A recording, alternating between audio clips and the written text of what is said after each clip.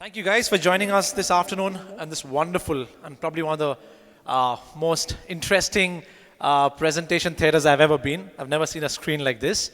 So thank you for coming. It's always difficult to have guests come in after lunch, but I can assure you, you guys in the right room for two reasons. Firstly, because all of you guys are being captured on this 360 camera, right? So if you want to have interesting poses, keep looking at that camera. But anyway, it's going to capture you nonetheless. At the same time, we're talking about coffee. What better topic to talk about after lunch, right? Coffee. And everyone's guaranteed to win a reward at the end. If you pay attention right till the end, everyone's guaranteed to participate in something, some sort of gamification to win a reward, right? So hopefully in the next 30 minutes, we not just talk about gamification, we also participate and have some fun. So of course, Coffee Bean and Tea Leaf doesn't need much introduction. The brand has been around globally for over 50 years. In Singapore, it's been around since 1996. Some of you who have been in Singapore for long would remember the first outlet at the Scotts Shopping Mall. And over time, they've had about 1,000 odd stores in 31 countries. So a brand that's very prevalent, we are familiar with. Probably many of us have coffee and food or breakfast there day in, day out. Happy Marketer, we're an independent digital marketing agency. This year has been pretty fabulous for us, thanks to the support of clients like Doreen, where we've been voted the best local digital agency by Marketing Mag. And we've also won awards for specific case studies in search marketing, social, and analytics as well.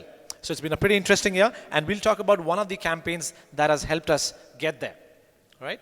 So a bit about Doreen. So Doreen has been a fantastic client, someone who's very responsive, who challenges us, yet someone who's always very supportive. And she's been at Coffee Bean for a long time. She's the Director of Sales and Marketing at Coffee Bean and Tea Leaf, with a lot of focus on branding as well as the digital transformation of the organization. And she's been spearheading this gamification and digital activities that we have been supporting her with. And well, I'm not going to talk much about myself. Moving on, so let me start kind of setting the frame for this session, right? So social media, I think there's been a lot of sessions about social media, and one thing you would notice is social today in general is talked about from a perspective of content marketing, community. The words that people use with social are engagement.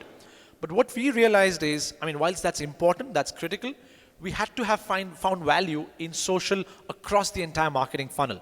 Social, I think, by nature lends itself very well to awareness building, to community management. But we said, how do we stretch ourselves further to ensure that social also drives conversion, online as well as offline? Because Coffee Bean is a retail F&B business. At the same time, how do we drive loyalty through social media? So today's case study, so I'm not going to talk about conceptual gamification, right, in terms of theory, but I'll just illustrate it through a few case studies, especially with one major one, right? So the idea for us was, how do we work with Coffee Bean to drive social across the entire marketing funnel to drive revenue and recurring revenue? Because social, doing social just for the sake of social, I think that's been there, done that, and fairly pointless. Soon marketers would start rightfully questioning what's the value of social. You just don't want to be reporting like, comments, and shares, day in, day out.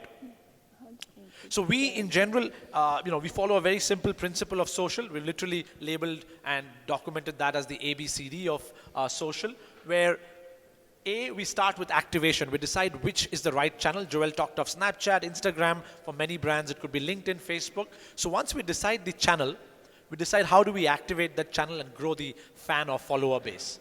Once you do that, then you want to really figure about building the right kind of audience, right? So not just about getting those so-called fake fans, but how do you get the right kind of audience onto that platform?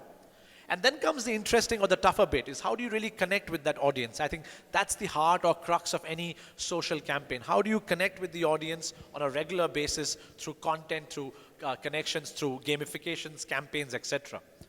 Then is the tough part is great, you're doing that, you have fans, you have followers, you're engaging with content, but how do you really differentiate? What do you do interestingly so that customers remember you? At the same time, something that drives business. To us, what's critical is social metrics must correlate to business metrics. That's something at the heart of everything that we do.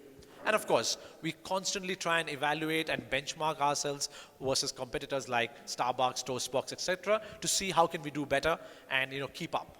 So that's the ABCD framework that we use. And so let's talk about engaging the connected millennial. So I think this is a great place to talk about what we're doing because I think, again, gamification lends itself very well with this target audience. So the campaign that I'm going to talk about, it didn't happen overnight.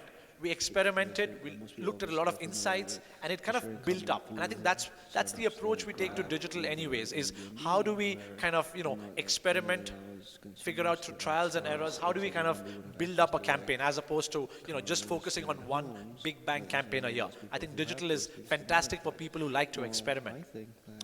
So, these are the two platforms that we've been working with on Coffee Bean. With Facebook, we've been working for a long while, hence the fan base is much larger. Instagram just started about a year or so ago. So we had about 180 odd fans to kind of really figure out how do we monetize that fan base. A fairly sizable fan base. Again, this is only Singapore. Yeah?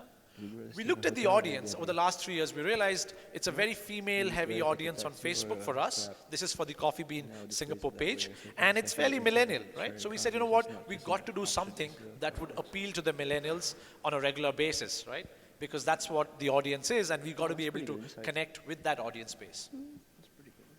And we started with business objectives. So we were very clear that we're not going to do social for the sake of doing social because every brand is on social. There has to be business objectives. So number one, sure, we wanted to have more interactions, likes, comments, shares, etc. on social.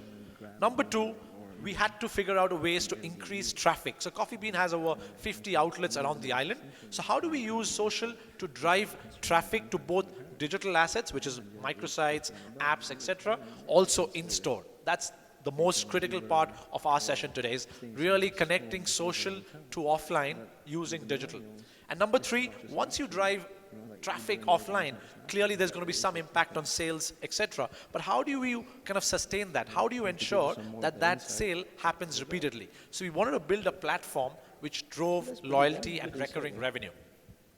So with those three objectives, we started off experimenting with a few campaigns. So one of our first ones, Joel talked about hashtags. We said, why don't we capitalize on this? So we had this hashtag called Find Your Chill. It was a very simple campaign, but extremely successful, where it was a three-step campaign. So people, you go to Coffee Bean, buy an ice-blended drink, which is fairly common, I guess, in a hot country like ours, take a cool pic. So which people were doing anyways. So this campaign was insight-led. This is not something we started from scratch. We realized it's very common for people to take photographs of the drink or the food they're having. So we said, great, let's do that. All you got to do additionally was either tag Coffee Bean SG on Instagram or just add the hashtag Find Your Chill. So this was fantastic because people were doing this. This was natural behavior happening day in, day out. We wanted to capitalize on that. We just added an extra layer. And what happened was we had a tool which could pick up every photo that was being shared in the public domain. We could scan that and pick that up. In fact, we also had visual screens at outlets which would show these photographs real time, right? And of course, the best pick or the pick with the most likes, comments, won prizes, won vouchers, etc. But very simple campaign, again, for us to kind of do a dipstick test whether gamification will work in Singapore. This was fairly successful and fairly encouraging for us. Then, of course, we obviously fell to the Pokemon fever. We were one of the first few brands to kind of participate in this. So this is something that we always practice, that if something's trending, if something's going well, how do we participate? So it's not just about us, it's about what people want.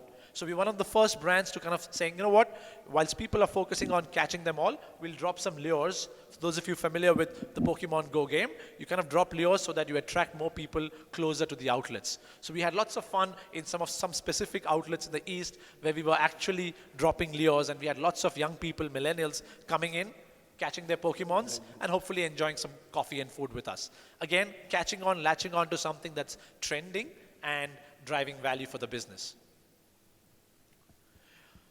Content was very important to us. Something that we did along with all of this was, how do we have original content? So coffee was a beautiful category because we could do interesting artwork. So not your usual Photoshop work, but a lot of coffee art. So this is really coffee. There were artists in-house when we were celebrating National Day a few weeks ago, who would literally use spilled coffee to create art.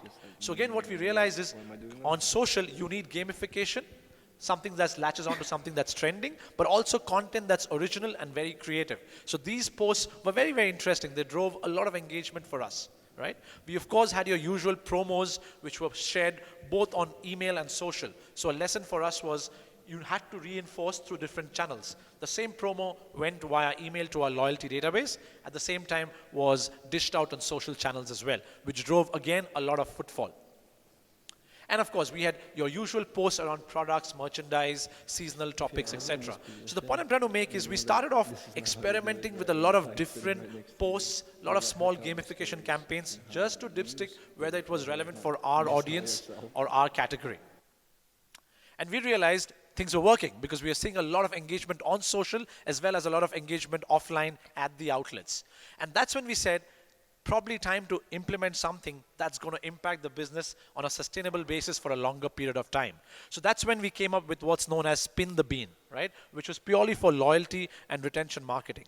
And as I'll share the idea with you guys, you'll realize it's nothing extremely difficult or complicated. At the back end, it's very complicated, to be honest. But on the front end, we wanted to make it something very simple, which people would use daily. And we're seeing that happen. People are using this very, very often on a daily basis. So what's the idea? The idea was very simple. It was a web app. It was a microsite, mobile-friendly microsite.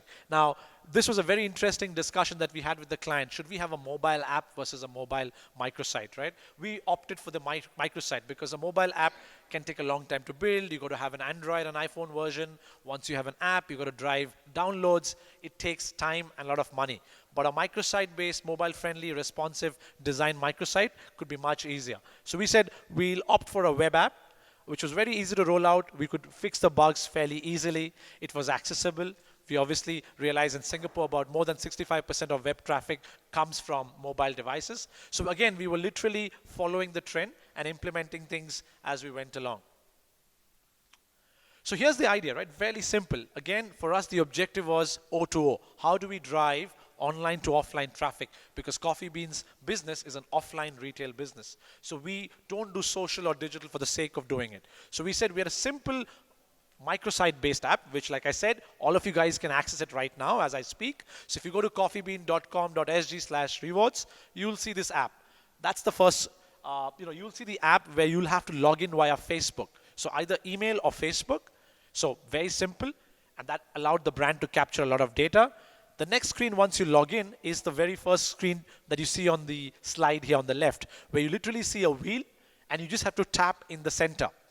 So hopefully you guys are trying it right now as I speak, right? So log in via Facebook, tap the screen in the center, and there are lots of rewards in that pie, right? So, and you're guaranteed to get any one of those rewards. And once you get that reward, you're told which reward you won, how long is the reward active for, and bang, that's it. You get an email. All you got to do is go down to any Coffee Bean outlet near you and receive the benefit. So it could be a $10 off a particular food item. It could be a frappuccino. It could even be something as big as the coffee machine. So what was great is we could control the rewards. We could control the frequency of the rewards being dished out. We could also, the best part was this was integrated with the outlets and the POS terminals. So again, we had to close the loop with the offline world because, if you get a reward and you go to the outlet and the POS, the barista behind the scenes is unable to fulfill it, then no point, right? It just remains in the digital world. For us, it was all about online to offline.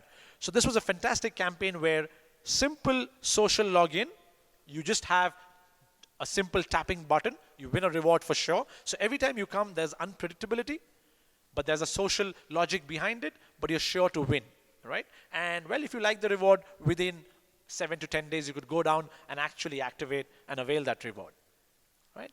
For us, the idea was Coffee Bean was doing paper coupons anyway, but the question was, how do we take a leap and move the same idea? Because paper coupons have been working for eons, right? How do we take the same logic, gamify it, make it social friendly, make it mobile friendly, make it something that's sustainable? And that's where the idea really came up, and that's how the idea evolved, right?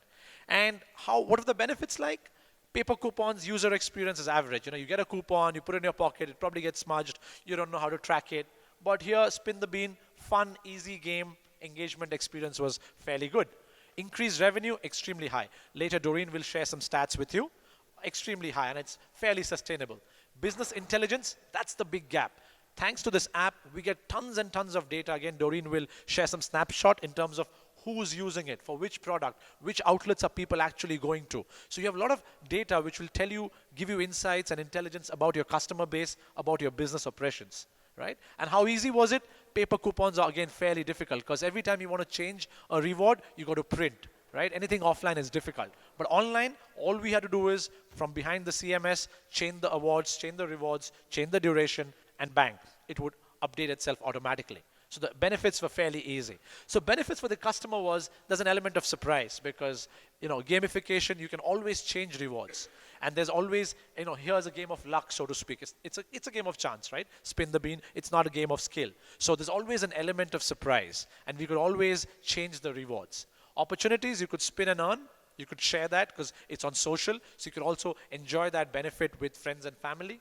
Ease of use, very easy, because once you play this game, assuming you're playing this every day or 2-3 times a week, all your rewards data is actually captured on the microsite. So when you log in, you have a repository or an account or a log of all your rewards, right? So one place you actually know what did you win, when did you redeem it, so on and so forth. And it was web app, so we were not really is investing a lot on a mobile app specifically, right? We are not really spending a lot of media dollars to drive downloads. It was simple. It was an extension on the coffeebean.com.sg website anyway. And of course, you could, there were multiple rewards. You could play as many times as you want. For the brand, I think the fundamental aspect was real-time data, because as people started using, and you'll see the staggering numbers soon, that is the agency and Doreen, could literally from the dashboard actually see how many people are using it right now. Right? How many of those are loyal users? How many of them are new users? Which outlets are they going to? Which products are selling? And you could actually change the rewards based on which products you wanted to push, right? So it's fairly easy. The reach was great. Repeat usage, again, sustainability. And it was pull, right? We're not really pushing it. As you will see, we didn't really spend a lot of marketing dollars on this. It was really organic because we already had the social media fan base. So connecting it to the funnel, we already had a strong social media fan base. The idea was, how do we add value to that fan base, and in return of that exchange value, derive value from the fans in terms of repeatable, sustainable business, right? So all this was digitally captured real time. So what I'm going to do is invite Doreen, and Doreen will take you through some trends and data in terms of what were the business benefits and how did we measure it. Doreen, over to you.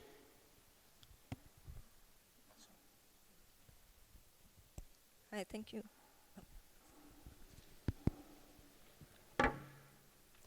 Right. Thank you, Prantik.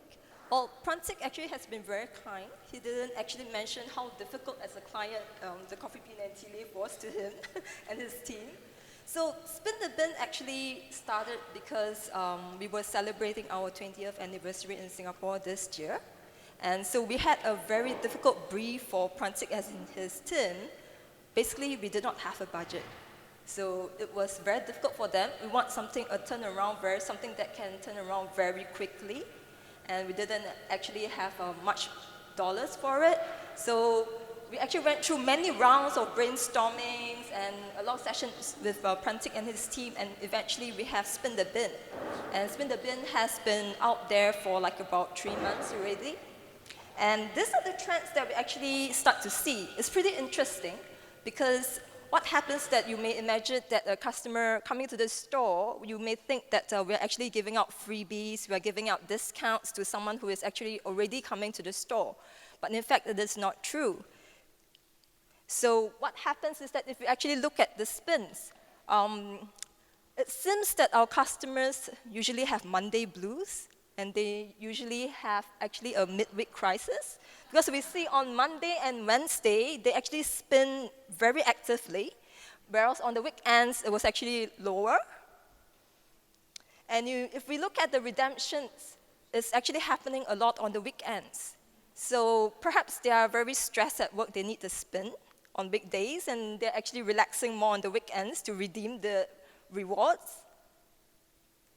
And when we look at the spins by the hour of the day, you notice that in the middle of the night, there is a spike. And in the mornings, before they get to work, or while they are just stepping into the office, the spins are actually relatively high as well. And on the contrary, when we actually look at the redemptions, it's actually happening during lunchtime. So on weekdays, you will see that during lunchtime, like around 12 to 2, there's redemptions that are higher. Over the weekends, it's a lot later, probably people are sleeping in later, or maybe they have things to do during the day, so they're actually redeeming it much later. So this is pretty much the same demographics as we would actually find on our social media. Majority of the people are actually female. And how are they logging in? The preference is through Facebook. So they would actually prefer to use Facebook as a login versus an email address. And how millennial are they? So this is why we are here today. Most of them are actually millennials. So you would see a spike in the 20 over years of age, and then all the way until the 30s. Okay. So in terms of how actually this did for us, in terms of how it did for the business, we actually have 6 million earned impressions and 40,000 unique customers. This is over a period of 3 months. And 600,000 spins. If you actually look at it, 600,000 spins is essentially equivalent to giving out 600,000 coupons. So imagine for us as a business, if we print 600,000 coupons, how much it's going to cost us? And the labor that we are going to engage to actually give them all out. And imagine the number of spins here are actually all different kinds of offers, different rewards, versus if you do a print on a coupon, you actually have to do multiple prints, maybe like 10 prints, 20 prints, to have multiple different coupons. So this was actually quite amazing for us to actually achieve 600,000 spins and 55,000 redemptions. This came out to be about, say, about 9% redemption rate, which is pretty high. Most of you, if you actually notice that if you give out coupons, general redemption rate is like 2-3%. If you get a 5-6%, it's considered pretty good. So to get a 9% redemption rate, it was pretty amazing for us. We have 5 million page views, and that translates to 2.4 million minutes. And bounce rate on Spin the Bin is actually 18%. On an average, on a regular website, you probably will see like 40 to 50% bounce rate. But for Spin the Bin, obviously they're there for something that they really want to. So the bounce rate was very low at 18%. And we practically didn't spend much. This is not an error. This is a real number. That we actually didn't spend a lot of money. We didn't promote it actively. We didn't advertise for it or anything like that. We were using what we already have. We already do it on our social media and probably just boost the post a little bit, and that was all we spent. And 500,000 revenue was actually achieved out of this. So for us, Spin the Bin was something that was unique. We actually translated from something that was not new, but we actually put it in a different way so that we can actually engage our customers better. And so we actually learned from this whole process, this whole project, that actually driving engagement need not be an expensive task, and it not be a very long and tedious process. It's actually looking at what successes we have done, and actually to look at them in a different manner, and to make them more interesting for customers and to engage them on that level.